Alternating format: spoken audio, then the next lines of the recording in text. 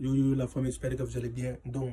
à Dane do amina ngolo. Obetaka bakajaba soro matuni ngache ko mine in alaw talache. Ko pati ko mo ni ninke. Nego ni mali kono ni malien fani bani ninkela ni ninkela be takabo mali kono bi che. Yi mo ko soro ngache ka done.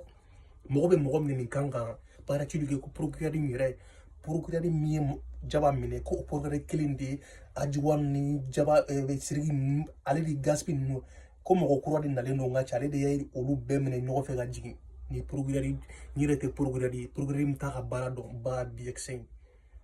et tika bara ere don ay pardon quand te fera ni ke fem na khwachiwa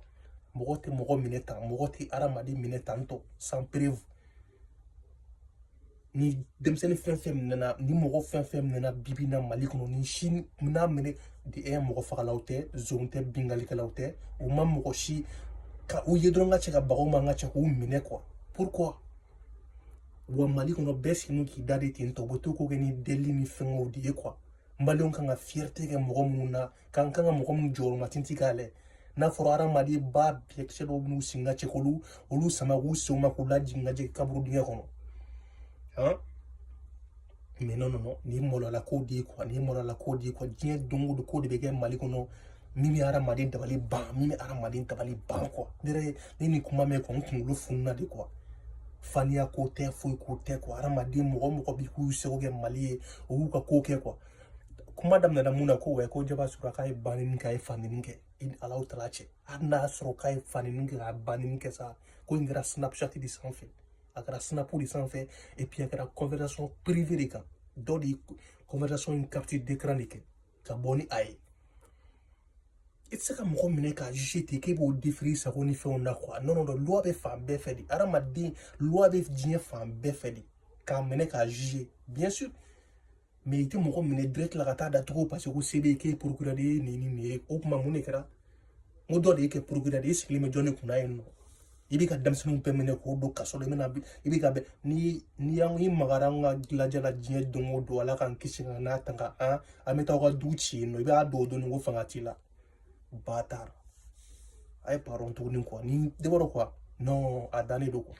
mogote aramadi mineka da to kasola ni tantuna jamais de la vie ya oui comment wuligo we ko jaba so daga war do na bor abo nyade ke muni la o taw ni sala jugia kan koni fion hein muso be ka jaba abaka war finasa sa koni fion na aba wuli manana koni insu ni te dore ni be réseaux sociaux kan asidani nyangulani fadeyani fɛnw de sinon bɛɛ b'a kalama ka fɔ ko jaba ye min ye mali kɔnɔna la ne ta tɛ supporter ya kɛ n ta tɛ foyi ye mɔgɔ tɛ mɔgɔ minɛ k'a datugu tantɔ n'a ni mɔgɔ dɔw cɛnna ma k'u y'a sama k'a lase fanga la an b'olu fɔ mais progrès kudu ko progrès ko wɛ ko ale de bɛ dossier in ta a mɛn mɔgɔ tɛ taa ta dɛ ale de bɛ dossier in ta k'a traiter genre komi ale yɛrɛ de ye ko in mɔgɔ bila ko in na ka mɔgɔ tɛ ale yɛrɛ ni dossier in cɛ quoi ale de bɛ dossier in ta san k'a gérer a sago la voilà comme ale de cɛ ale de ni ala kɔfɛ ale de mana mun dise ala kɔfɛ mɔgɔ wɛrɛ tɛ yen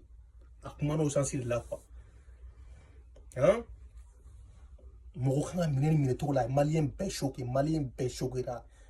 hein iba montana bɔra dɔrɔn ka cɛ vite fait o y'o k'a kɔnɔ ajiwani kɛrɛbɛ tɛ gaspi o bɛ yen fɛ fɔlɔ nin bɛɛ kɛra mana ko de la ni bɛɛ kɛra mamana ko la an ne tɛ ka kuma faniya ko ni fɛn ninnu kan o bɛɛ ko wɛrɛ de sisan o bɛɛ ko wɛrɛ de ni bɛɛ ko wɛrɛ de ya dabaliban ko de don quoi diɲɛ ko tɛ nin diɲɛ yɔrɔ si ni nin ko sugu tɛ kɛ mali la quoi ni e ko k'e procureur i bɛ taa bɛ tantɔ aw pourquoi aw tɛ solution ɲini n ka cɛ nord ni fɛnw da yɛrɛbaliw tɛ ka tilen ka na mɔgɔw tan k'u gɛrɛgɛ n ka cɛ fo capitale la kuma dɔw la presque capitale la o kana mɔgɔw faga fɛnw kɛ solution au lieu que solution ka ɲini ko nafama ni fɛnw na mais non ni bɛɛ bɛ jamana tɔ ci de ni bɛɛ bɛ jamana tɔ ci ka conflit créer jamana kɔnɔ ni e b'a dɔn quoi non jama kan ka wuli de dɔrɔn ka segin ka taa ni mɔgɔ sugu ka du ci quoi et puis yɛrɛ d'a laɲini a bɛn alaw taara cɛ mɔgɔ min kan ka bɔgɔ k'a faga kari kɔnɔ han o ye nin procureur sugu de ye quoi o b'a kɛ i n'a fɔ n'olu kumana ko i n'a fɔ ala de kumana jamais de la vie mɔgɔ dɔw sigi yen nɔ. Tu vois ce que je veux dire? Ni kumana bibi la fo fania walma ibi ne fe te ne fe ne ka kuma re to sansi la jaba kumanga minedi kuma banna parce que a ma minɛli ko kɛ n'i minɛli ko kɛ e bɛ se ka baga civil ma cogo di ko parce que o ye e fanini banni kan tiɲɛ don fanini banni man ɲi tiɲɛ don kuma min bɛ ka fɔ kuma nɛni jugu de don mais a tɛ minɛli kun bɔ prévu foyi t'i bolo prévu t'i bolo